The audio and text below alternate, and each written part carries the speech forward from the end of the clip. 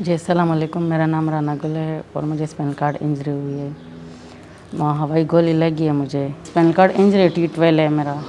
मैं तो बिल्कुल 7 साल बिल्कुल बेड पे थी।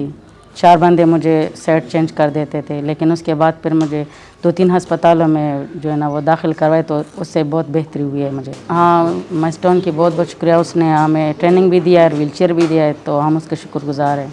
तो मैं चाहती हूँ कि हवाई फायरिंग ना होए तो अच्छा होगा।